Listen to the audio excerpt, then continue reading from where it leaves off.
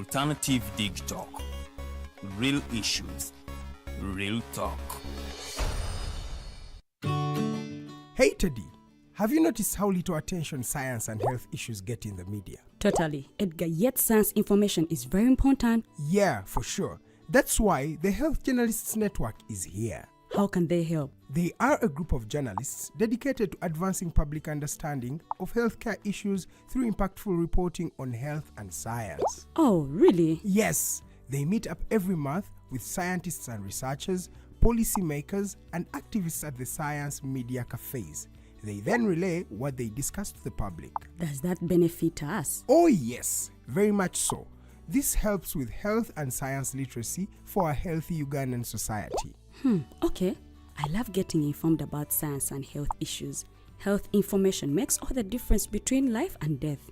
I'll look them up and engage them. That's great. They are based all over the country. Oh, okay. That's interesting, and they should be making real impact. They are empowering health communities through journalism. Journalists can save lives just like doctors.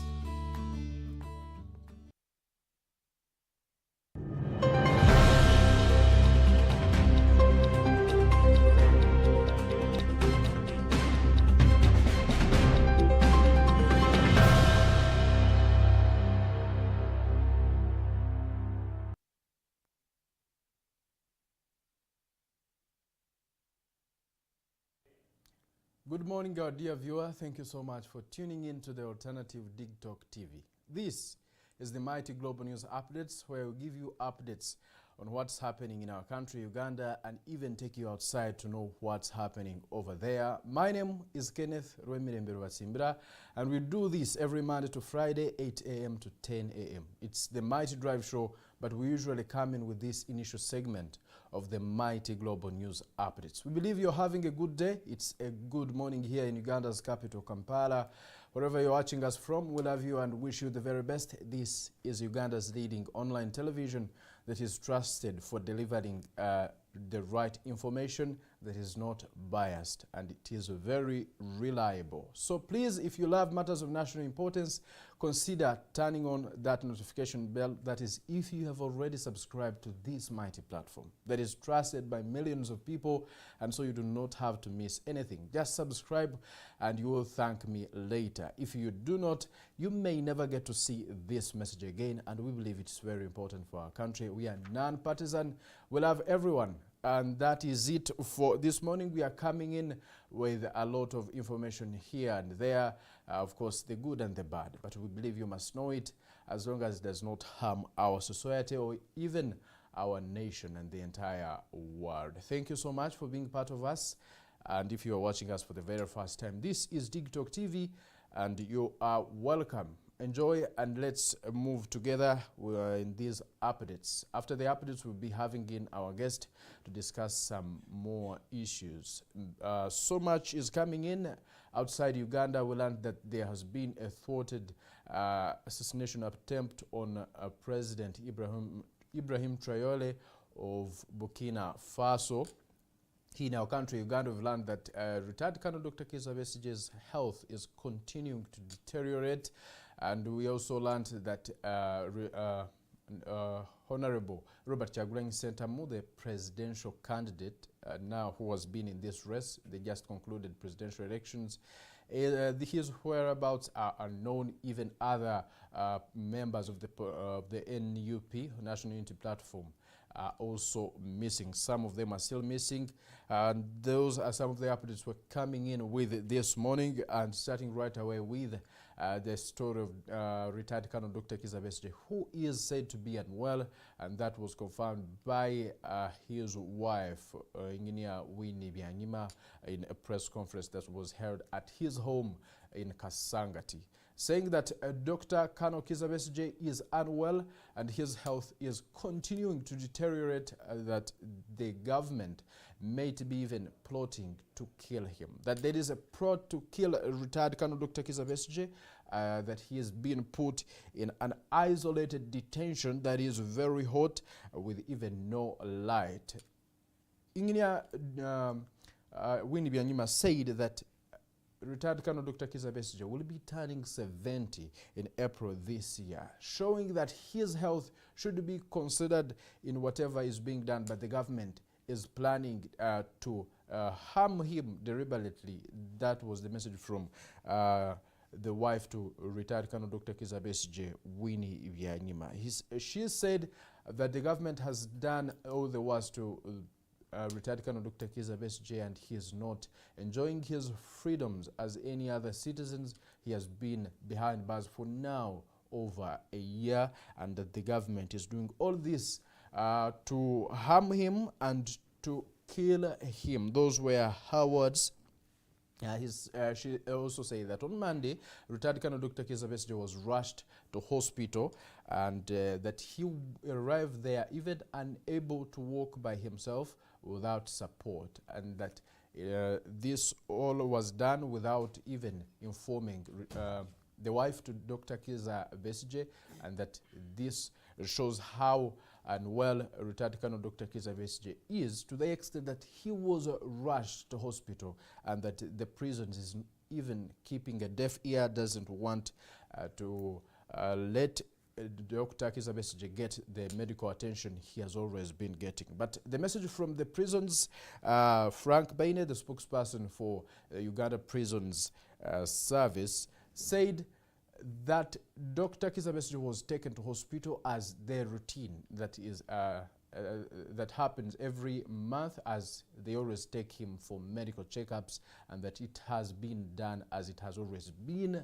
done, and there is nothing to worry about his health, that he is in a good state, something that was trashed by the wife to Dr. Kizza Besigye, who says that his husband, her husband is unwell, and that he needs medical attention, that there have been attempts to deny him the right to access his personal doctor. That is it from Dr. Kizza Besigye, who is up to now in custody, and if nothing changes today, he is expected to appear before court with his co-accused Hajubed Lutale and other people on the treason charges today, and if that information comes out, we'll be delivering it to you even tomorrow. So what you have to do is tune into the Alternative TikTok TV and leave the rest to us by watching and subscribing to this channel, liking and sharing the conversation. You're contributing to that positive society we want to see, that does not favor a sector or a group of people, but favors all of us. Now, away from that, the Interreligious Council of Uganda, the team from the Interreligious Council of Uganda yesterday visited Babi Itungo Kyagulanyi, the wife to now the president of the National Unity Platform, Robert Kyagulanyi Ssentamu, to their home in Magere, trying to talk to them and give them comfort in this moment. The Interreligious Council said they are going to visit everyone who lost in this presidential elections to talk to them, know what they're experiencing. But they came in at a time when the leader for the National Unity Platform, Robert Kyagulanyi Ssentamu's whereabouts are unknown. According to the footage we see and the clips uploaded on some social media handles, Kyagulanyi says he is in hiding up to now. That there are attempts to harm him by the security forces. There are allegations that these even security forces raided his home, and up to now they are unsafe. According to Babi Kyagulanyi, she told the team from the Interreligious Council led by Archbishop Dr. Stephen Kazimba Mugalu, and she told them that drones are everywhere around their home, always flying around their home, which gives them sleepless nights, and that they need freedom like any other people, that they no longer have any peace. The security people are always banging their doors, and they are always surrounding their home. They can't allow anybody to come inside. They cannot allow food supplies into their home, and that they are starving. They do not have what to eat, and that all these are being done by the security forces, who she says have orders from above, and that there have been threats on Kyagulanyi's life from the First Son and the CDF General Muhoozi Kainerugaba, that he wants to harm him. Kyagulanyi up to now is in hiding, and we do not know the whereabouts of him, and we are just learning that he is hiding. Those were words from Robert Kyagulanyi himself while appearing on an interview with an international media house, saying he is in hiding because the government wants to harm him. Of course, after the elections, he said he did not agree with the results, and he says that Ugandans do not agree with those results. The results that show President Museveni winning with over 71%. That is it from the National Unity Platform and the Honorable Robert Kyagulanyi Ssentamu. In the same way, the NUP has asked the whereabouts of their people, starting with now Honorable Robert Kyagulanyi Ssentamu, the party president, and even other people, his deputies, including Lina Zedriga, Jore Tukamushaba, and others who the NUP says they were abducted by the security operatives. Jore Senyonyi, the spokesperson for the National Unity Platform, said that they have always tried to find out the whereabouts of these people, but nobody's responding. The police says they do not have them in their custody. They do not know where they are, and that even they went to CMI to find out whether their people were taken there, but no reports are coming out identifying their whereabouts. And now the NUP has said they have filed application for a writ of habeas corpus where they want their people, dead or alive, produced, and in that court order, if the court allows, and their people are forced to be brought to court. That is it from them. The NUP says they want their people and they do not know where they are. They are continuously condemning the abductions of these people, that their people have been abducted. Several of them are still in detention centers, and that they want them out by all means possible under the law. Now, away from that, the NRM pressure groups that were helping the president and the NRM people to campaign for President Museveni want their fair share. They want their payments. According to the NRM pressure group network, they say they were over 10,000 people, and that it is time for the NRM to reward them for the work they did for their party and mobilizing support for them. That without the support of these people and their work, the NRM probably would not have achieved what they have achieved so far, even making their president get 71%, over 71% in this just concluded presidential elections. That it is now time for them to be thanked financially. They are asking for money, that they should be given that money as soon as possible, because their work has yielded positive results. In international news, we learned of another thwarted attempt to assassinate and topple the leadership of Ibrahim Traore of Burkina Faso. According to the information coming in from Burkina Faso, there have been several attempts to assassinate the sitting president, Ibrahim Traore, and even take over leadership in Burkina Faso. They are saying that the former president, Paul Henry Sendago Damiba, is the one behind this. He is accused of masterminding the attack, and that he was now arrested in Togo and later on reportedly sent back to Burkina Faso, where he is likely to face charges of treason. That is the information coming in from Burkina Faso.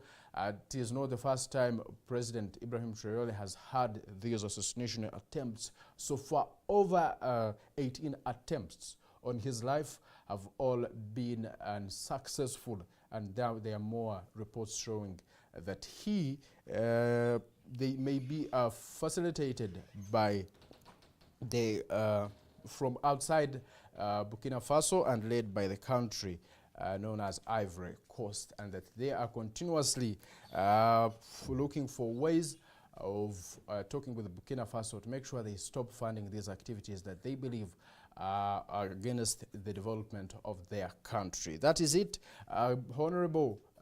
President of Burkina Faso, Ibrahim Traoré, has had these attempts in more than once, and now some say it's because he expelled the French forces from his country and strengthened ties with now Russia, and these could be some of the allegations that people are putting forward that could have led to so many attempts on his life and even toppling the leadership of Ibrahim Traoré in Burkina Faso. Thank you so much for being part of us. We are coming in back shortly to talk about matters of national importance, and my guest has already arrived here in studios. We want to look at even the life of Dr. Kizza Besigye. What happens next? What is the PFF thinking about this? Good morning. For now, we are coming back shortly.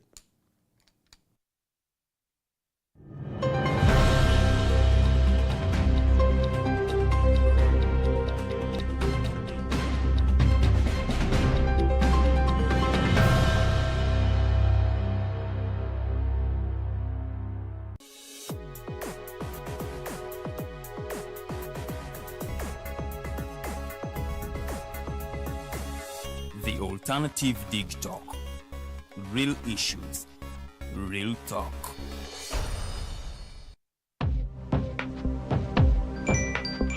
Go to the church, though. Tawali man, what's up? Man, can you imagine people just dump everywhere? Someone drinks water and throws the bottle wherever. Come on, Rogers. What else do you expect people to do with an empty bottle? Simanya now, recorder. Did you know that plastics take at least 450 years to decompose? What? That's a long time. Exactly. Because plastics are made out of a lightweight and flexible material that doesn't decompose easily. And plastics everywhere in the environment cause plastic pollution. What is plastic pollution now? It is the accumulation of plastic waste in the environment, like bottles, polythene bags, straws. All of these contribute to plastic pollution. I have been using them without knowing their effect. Yeah, a lot of people have. Plastics are a danger to the ecosystem, both on land and in water. So how can we overcome this problem? Is there something we can do? Oh yes, we can reduce by minimizing the use of plastics, reuse by repurposing them, or recycle by collecting and processing them into new products. Everyone wants to change the world, but no one wants to change themselves for the world. How about we change our habits for the world? And it starts with me and you. This message is brought to you by Alternative Digitalk. Hey Teddy, have you noticed how little attention science and health issues get in the media? Totally. Edgar, yet science information is very important. Yeah, for sure. That's why the Health Journalists Network is here.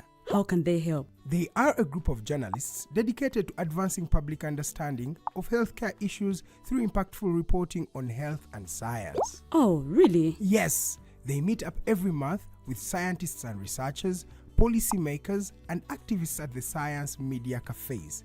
They then relay what they discuss to the public. Does that benefit us? Oh yes, very much so.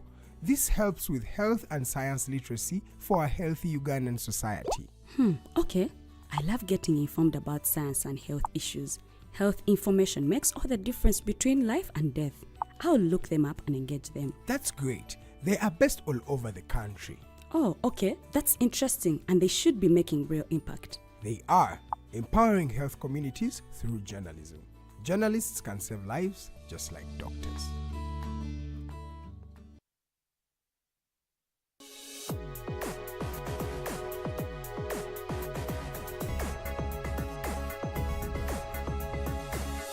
The Alternative Dig Talk. Real issues, real talk.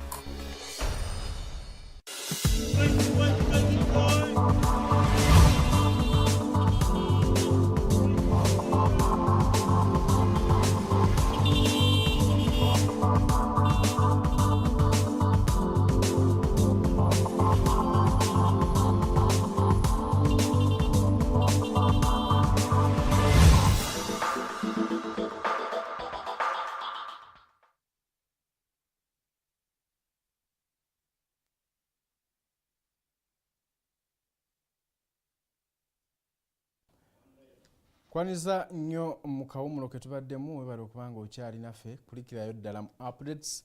Tuli wano n'omugenyi gwenkusuubiza amaze okubanga ate atuuka mu studios ndi wa mukisa nnyo olwanaku olwaleero gwe yakatwegattako oli ku The Alternative Digitalk TV.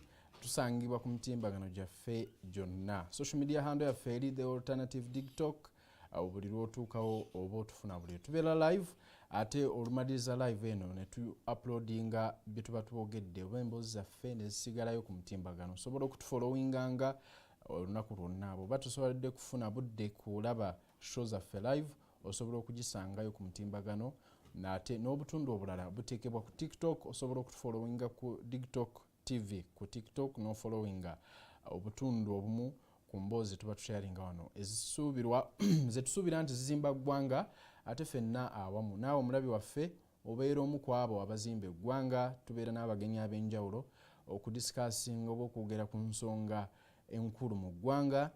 Tugenda kubanga ate olunaku olwali tutunuulira akalulu ke twakayitamu aka bapresident n'ababaka ba parliament n'okwasesinga performance y'ebibiina ebyopposition engeri gye biperforminze tulabye nga at least mu bitundu ebimu biruuzinga amaanyi ge byalina mu kalulu akaggwa. Kino kyekikireese tugambe nti bannayuganda bakooye political parties zino eza opposition tebakyalina somi opposition oba embeera eriwo mu ggwanga gye yaleetedde opposition okubanga ate eddako emabega. Kiki ekyaleese ekyo? Wabaddewo deliberate efforts okuva mu gavumenti okulemesa opposition okucampaigninga obulungi oba bannayuganda bwe batyo basiimye ne basalawo.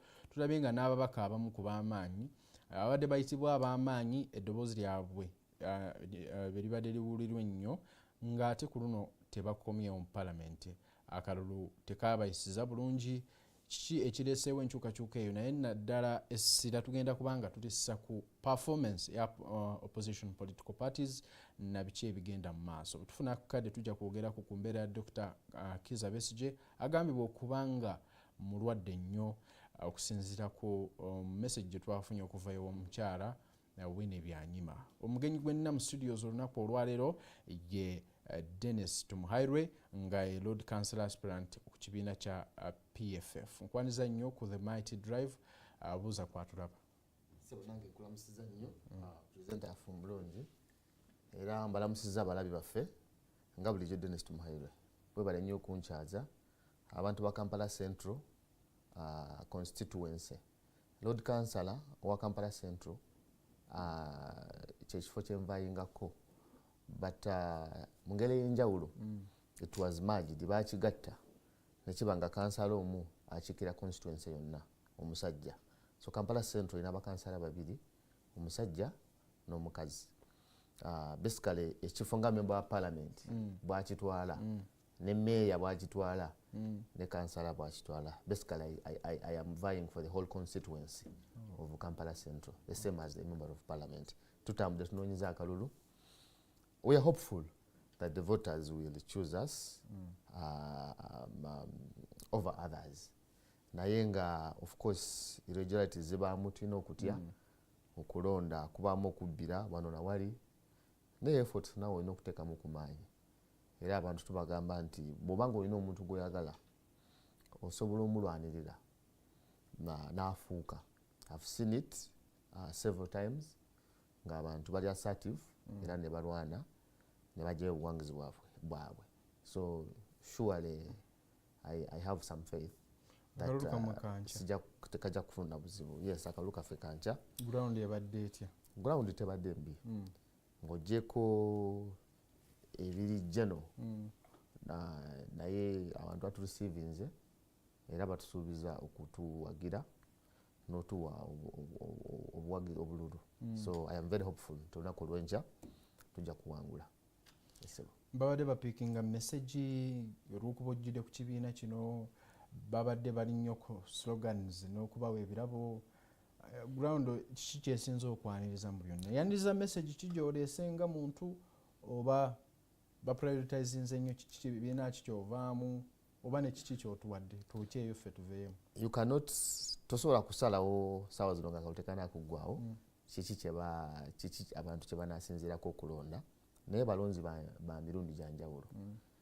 Abalonzi abamu bajja nga bagala kuwuliriza message, abalala ne bagala twokyeyo, abalala nga tebagala message, tebagala bookyayo nga just babuuza ojjidde ku kibiina ki. That's the character of voters. Osobola okukiraba naawo nga tetunagenda mukano ogamba abantu basinze kumbuuza nnyo kaadi kikwenzijidde anti kati abantu babuuza nnyo kaadi k'ogidde okusinga but I do not think sikakasa nti kyekidetermininga how we will vote you sirowooza nti kibasinzirako okulonda bamala okusaba ssente oba ne bakugamba nti ogenda tukolera ki bwemala obyogera byonna ne baba satisfied nga baga naye obuzibu okoze kibiina kyogiddemu si kyetwagala ffe tuli benaremu oba ffe tuli bakino nogaye kati you wasted my time for what ntemunonde naye tujja kuwa kale gwe so the voters tosobola kusalawo okumanya ki kye bagenda ogenderako but as leaders abavayinga it is our responsibility okuteeka okunyonyola abantu kyetusuubira okubakolera. For example, Kampala is twesimbye mu kibuga wakati. It is basically challenges abantu baffe is about taxes, is about tulina abasuubuzi bangi nnyo mu kibuga central business district. So tulina okulaba nga abantu emisolo gyabwe gikwatibwako abantu basigala we bakolera. Tulaba nga tulina tulina ebyalo abantu bye basulamu Kamocha, Kisenyi, Kagugube, Bukesa, to making sure at least eyo services zituukayo nga collecting garbage, ebitundu ebirimu emyala nga Kamocha, making sure nti those drainages are desilted and what. So ezo challenges bakansala, those are some of the roles zibalina okukola. But most importantly, we have a leader. Nze leader wange mu Kampala Elias Lukwago. So fe kutubadde tutambulira. It is very important to have a person in at City Hall golabanga agoberera ideas z'abantu nga aspirations zaabwe agezaako okulaba nga bana Kampala abalwanira okulaba nga bafunamu basigala we bakolera. Mwami Elias Lukwago gezaako okukola ebintu ebyo n'ekirala ogeza okulaba nga tebanyigirizibwa because Kampala ugiraba it is abantu bonna bava all walks of life and ne bajja wano n'abatalina n'abalina, so making sure n'olaba nti abaze ne ssente baleme kunyigiriza ate omuntu aze Kampala okunoonya riziki. So as administrators of the city you have to make sure that we put in place such bylaws or legislations over ordinances is zireeta balance between abagaga ennyo then n'abaavu abajja mu kibuga okufuna ekyokulya kituyita akaveera. So surely the message has been there. Tubawadde obubaka tulowooza nti bajja butwala. However abalonzi ebiseera ebisinga obubaka bwokasi bwe budetermininga bingi nnyo. Mumbala obubaka byemubagamba nibamala abalonzi bo ne bagamba nti ffe tugenda kutikinga butikinzi kino. Ekyokubiri abalonzi basobola okuwa akalulu nofuna opponent wefujjo ye naaba nga yakake apulaninga katwala butwazi. Twamaze okunoonya akalulu ye nasanzeyo abagamba munze sawa zino nnoonya bwenkabba bagamba bannaye tubadde tunoonya akalulu lwaki tulinda abantu balina ebikolwa bye balabye nga byefaananyiriza. Ate kati abantu waliwo abagamba nti kati munange ffe tupulaninga kubba akalulu kaffe. So surely that is also something that threatens us naddala ffe abatalina kyewandiise omwasirizi. Babadde bagamba mu okubba akalulu oba abalala bagamba kukebbira? Waliwo abeewaana mu bo bagenda kukabba bapanga kukabba otegedde. So now and you wonder nogamba tunoonyeza akalulu twegayiridde abantu tubanyonyodde tubagamba kino this is what's good for you. There is a group of people out there bonga bwa planning akola ki kukatwala buki butwazi. So it is very unfortunate but that is the situation. We shall try to maneuver around it and to encourage abantu baffe gambye it is ultimately it's about the people. Fe abakulembeze we are supposed to lead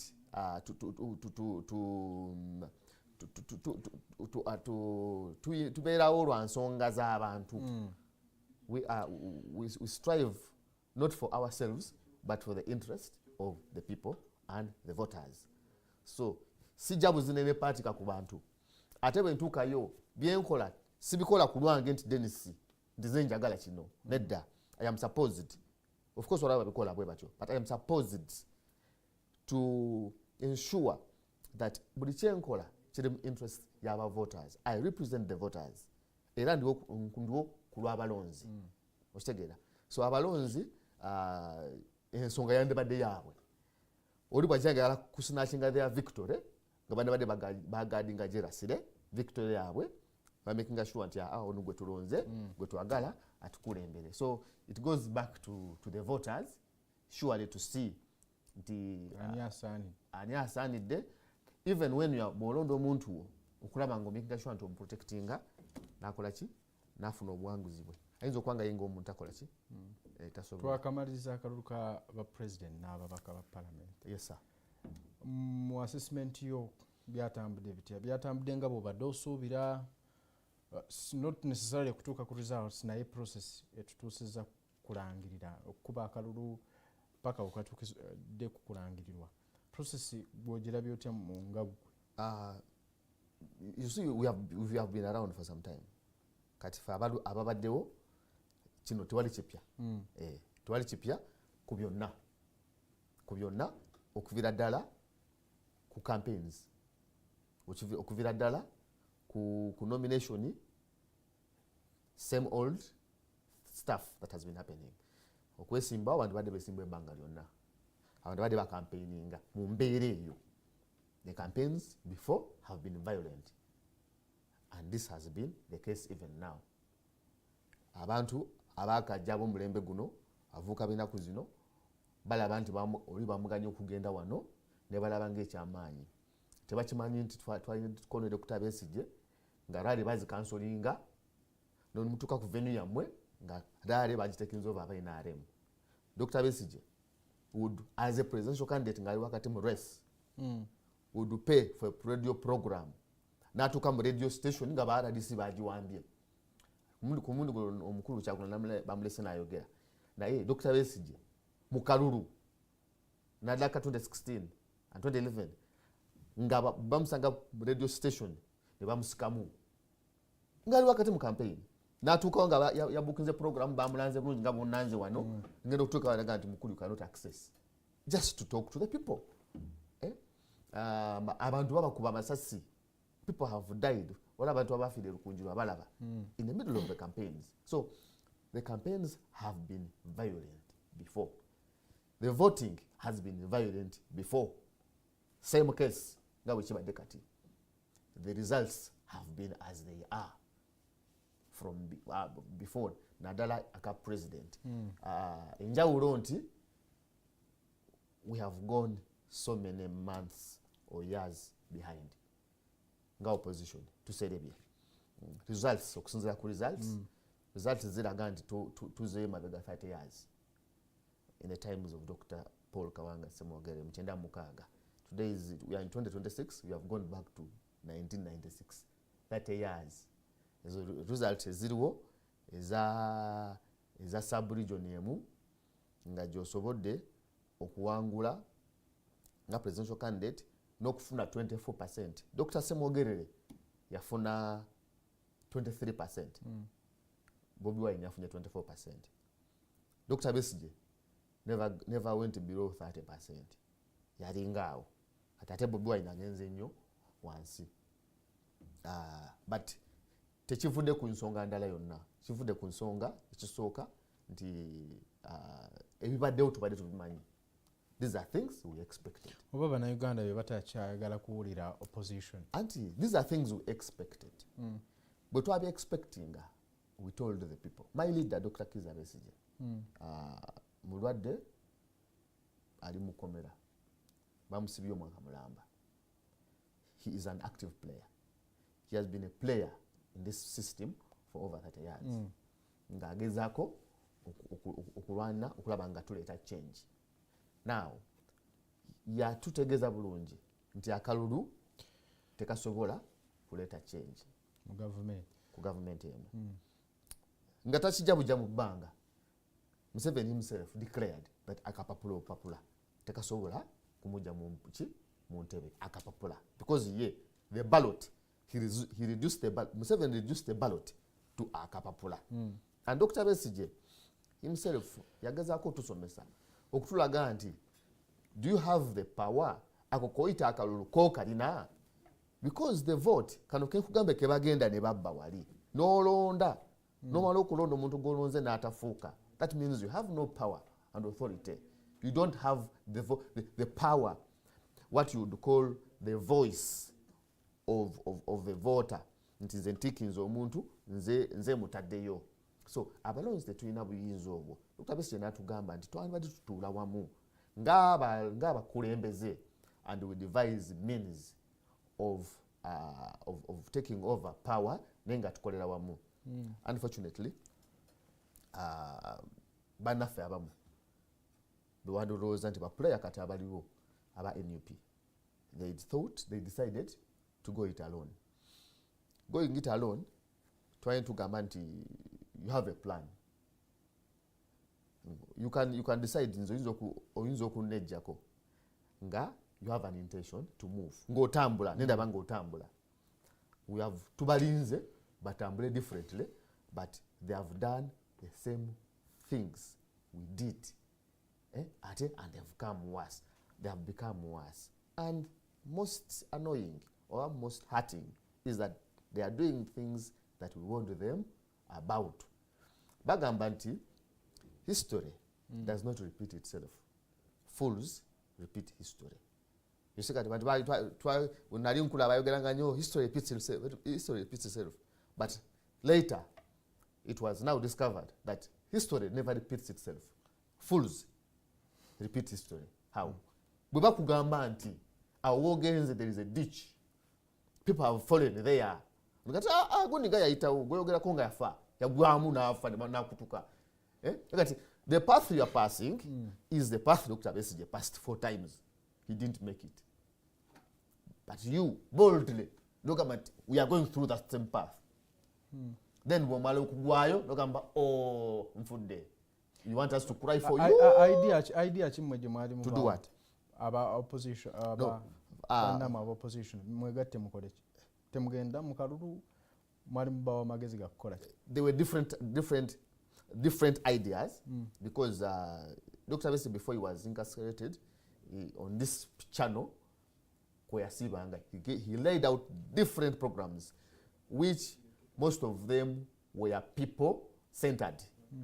Nga mostly activism and popular uprising, but not non-violent. Nga sibya kola fujo, but very, very organized. Even peaceful demonstrations, include sit-down strikes. Nebo tugamba obugambe nti, because Dr. yatugamba nti, nebo mugamba obugambe nti fe abalimi. Kampala enebeerawo ku lw'abalimi. Noga nebo mugamba nti fe abalimi be Kampala be Uganda tunyigiriziddwa nnyo emisolo. Oba tusazeewo nti twagala government ekyuke. Our food, we shall no longer sell our food. Tusigala mu city. Mwenna ne mugalawo. Befe tujagenda Kampala. Abe Kampala njale balume kubanga babezeewo government. Kyali sobose mu economy efaanakanako bw'ekinga abantu banoonya mmere ya leero abantu bwe babanga abeewaddeyo. Ate emmere ya leero nkugambye omukyala alina ekyokulya. Ayagala ki? Mmere waliwo ab'omukyala abatalina kyakulya kya. Anti emmere gye tulima eva mu byalo. Otegedde. Bwe mukola demonstration nga nkugambe, these are different ideas. These are just ideas. I'm saying these are ideas which are very non-violent. Nga kyetagisa na muntu kukuba sasi naki nalimu. These are different ideas that we had come about with. But nenga kyetaga first of all sitting on the table and planning with them. Nti gwe kiriza nti now ekisooka first of all oyinza okubanga olina ideas ennungi, but how do you sell them to the people? Nina okubanga nina voice. Kakati you are the leader, my brother. Katugambe Robert Kyagulanyi, you are the leader. Abantu bakuwuliriza.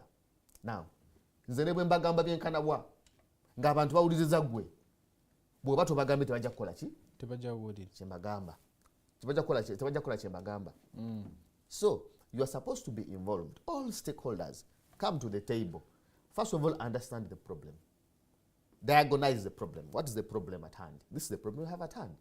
So how do we tunogedagala wamu then we start finding solutions. Namely, idea A, idea B, idea C. But you, going through the same ordeal that I have gone through several times, ngate abantu obawade hope where there is none is the most deceptive thing that has ever happened. Oyinza okugamba nti bayinza okugamba it is a scam. It is a scam. Okutwala abantu mu kalulu ng'okimanyi tekalina kivaayo obeera okoze scam. Scam kyeki obufere. Kati Kyagulanyi yafera abantu because Kyagulanyi yagamba abantu ngali wakati mu campaign nti nkimanyi bulungi nti ne bwanaawangula tebajja kunnangirira ate nasigala mu campaign. Obusibufere naye yali ategeseewo enkola ya protest vote kabanje kakuume I think kabanje kakuume kalonde sawa zinali mu kabanja yali ziddawo yeewambye process akyakabanja ku mitimbagano akyakabanja eyo si atempti omukulu yeewamba.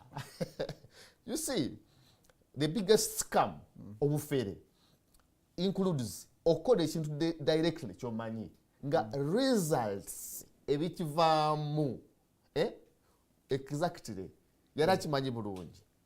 And we are not surprised. Bobi Wine is not surprising. And newuunya abayuunya. So, for us, we are just surprised by the results of members of parliament. Now, the results of the president, we were not surprised at all. Why? Because ffe twali tukimanyi bulungi ebyali bigenda okuvaamu. Twabimanya, twabyogerako, twabiragula. Because that path gyali akutte yali tuta abaana baffe bameka bangi nnyo nogamba wokutte wacham. There is example 1, example 2, example 3, example 4, and still ate nawe onofuna example mwenyini. He was in the last election. Omukulu Kyagulanyi yesimbawo mu kalulu akawedde ne bamukola ng'amaze okwogera biri ebigambo ku Besigye nti you can't stand 4 times and tell us democracy doesn't work. We believe it works. Ngakigamba Besigye tosobola tugamba nti ate gwe weesimbyewo ate ogamba tebikola ffe tugamba bikola. Kyagulanyi nga yagera neyeesimbawo ne bamukuba nagenda mu kooti n'akajjayo n'akaza mu kooti y'abantu ate yakomyewo neyeesimbawo. Ate ku mulundi gwe ekinjalo kye yakoze n'agamba nti ate nkimanyira bulungi tebajja kunnangirira.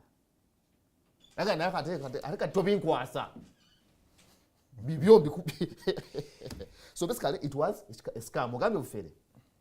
It was a scam. Kyagulanyi agenda mu kintu eky'obufere ekisembayo era mu nsi ezikulaakulanye Kyagulanyi yandibadde talina na muntu akyamuwuliriza because talina moral authority. naye oba oli awo yali mutuufu ye okuvaayo yeekwatiremu ekintu waliwo wekyetaagisa okyekwatiremu olabe. You have your own experience than just from hearing what other people experienced. Oba oli awo yali alina essuubi nti ebintu bijja kukyuka this time. Anti yalina chance mu kalulu akawedde aka 2021 yali mupyanga yakajja. Guno mulundi gwo gwakubiri ayagala kuyiga emirundi emeka. You see, and Dr. Besigye was very clear also on that. Yagamba the reason we go to school is to learn from other people's experiences such that we don't have to go through the trouble to discover the same by ourselves.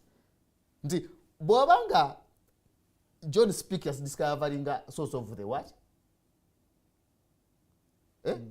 Bw'obanga by discovering, you do not have to go again and discover. It was discovered. You want to go and discover again what they discovered. It was discovered that this election is rigged. The man who was rigged 4 times, he discovered elections are rigged. Waliwo attempt. And then you come to discover by yourself.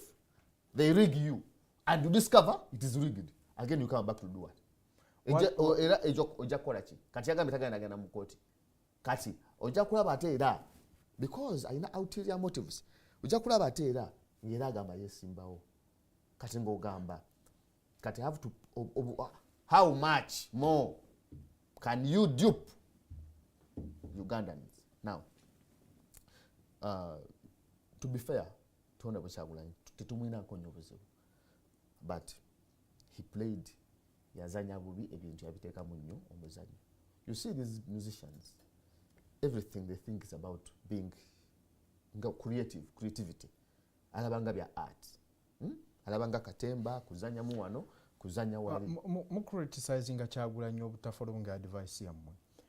Yebo yasalawo okukola ekyo naye simbawo mu kalulu kano. Mwe attempt kije mwateekako towards that new Uganda okutwala obuyinza mwe nga PFF so far. You see sloganeering is one thing, but enjawulo ya PFF n'ekibiina kya NUP webina ebirala. For us, our leader contested 4 times under FDC. Ketunafuna bizibu. N'atayitamu. We had, and it was robbed, was rigged out. We had the chance even to contest now. Dr. Besigye nze omu kubali bagamba yesimbewo, because I still believe in Dr. Besigye myself over Kyagulanyi. I would vote Besigye 10 times more than Museveni and Kyagulanyi because ndaba abasinga. We thought we begged Besigye to contest. Besigye nabagamba kalute kajjako Museveni tutuule. Besigye agenda mukomera. We made attempts okumunominate nga ali ne mukomera. Besigye, you see, it requires a consent of the candidate. He has to appoint the official agents. He has to append his signature. Aina kukiriza. Tosobola musimbawo by force. Dr. Besigye agenda okwesimbawo. Dr. Besigye n'agamba nti bw'obanga Kyagulanyi aliwo bwe mba muwagira. And PFF supported Kyagulanyi. Otegeera? But Dr. Besigye n'akola n'ekisembayo nga wiiki ena emwe ebulayo tugende mu kalulu n'akwata ssente n'aziwa ne Kyagulanyi n'agamba I've heard you're struggling with resources nkuwadde ne ssente. All this, some of us were against. Why? Because after Dr. Besigye telling PFF to support Kyagulanyi and the NUP went around telling people that abantu bonna batali ku NUP ba Museveni. Kyagulanyi went around this campaign telling people that people who are contesting, who are not on NUP, work for Museveni. There is a man who has been in jail for a whole year. Tiamufuna on the center of his campaigns. He was not best in Amusoma Kamulamba wakati mu kalulu. Ne batamufula na nsonga mu campaigns. Na ye olina atambulanga agamba nti abatali ku NUP bonna bakolera Museveni. So for us we were bitter, very very bitter at that rhetoric. Etu brandinga aba Museveni gutulwanyisiza for many years, even before Kyagulanyi joined the struggle. For us we were here fighting with Museveni. So kati bwajjana labanga ate fa atusibye no wafali mukomera. Kyokali serious agamba abantu nti gola batali ku NUP wa Museveni. So Bobi Wine, he was left, he was handed the baton as a leader. He failed at leadership. He was supposed to lead. Unfortunately, ndoza nga umanyi waliwo dekao somehow accident befalls the family. Head of the family nafa. Ne bakwata akaanaawo ne bagamba ke kasika. Nagamba you are the heir. Olw'embeera kati olaba there is a king w'etooro yafa ne bakwata king oyo ne bamuwa. Kati king oyo kati kwata Kyagulanyi mutuzaawo. Nga president ng'omukulembeze Besigye avuddewo. Kati king oyo yali yeetaaga abakuza bayita baani? Baliwo abakuza. King bw'abanga muto nga tasobola kwesalirawo yeetaaga baki? Nejjukira the king has powers. Anti king oyo nga bwe yali at 3 years when he was crowned king of Bunyoro, decision bwagamba nti oyo wakutwale era bakufulumizaawo baga munyiziza omukama omunyiziza. But yet the mukama is supposed kati ate yeetaaga kubudaabuda kumusalirawo. Okitegera? Now that is the challenge we were faced essuubirya mwe mwalina mu Kyagulanyi bwe yasalawo okwesimbawo n'agaana advice gye mwali mumuwa mwastopinga attempts ezammwe ne mugaka tuwagire Kyagulanyi asinge oba nammwe mwalina ebyammwe ebigenda mu maaso okuggyako gavumenti gye mugamba as long as our leader is in jail, as long as we did not support Museveni, that means Kyagulanyi had the leeway to make decisions. Nze omulabi yandiyagadde okumanya mmwe okucriticizinga Kyagulanyi ye yavaayo ne yeesimbawo n'asaba bannayuganda process bwe yatambula engeri yonna gye yatambulamu mmwe nga PFF kiki kye mwakolawo okujja gavumenti mu buyinza besides looking at Kyagulanyi mmwe kiki ekyammwe kye mwakolawo anti nkugambye our leader encouraged all of us to support Kyagulanyi. Now, the difference with the political parties which are oriented, nti you agree to disagree, but you tell people nti munange kino sikanyiza nacho, but the only thing I can do, I will abstain. But you are my leader. You get the mood. So Dr. Besigye yagamba abantu bawagire Kyagulanyi. Abamu ne bakkiriza, abamu ne bagaana, abagaana tebagenda wa Museveni because ba abstaininga. But the decision of PFF was to support Kyagulanyi, and that was the decision of our leader. Naye bomba mwasalawo okuwagira Kyagulanyi mmwe already mwali mukimanyi nti akalo tekajjaako Museveni. Ekitegeeza nti mmwe nga PFF mwalina another best alternative gye mwali muyinza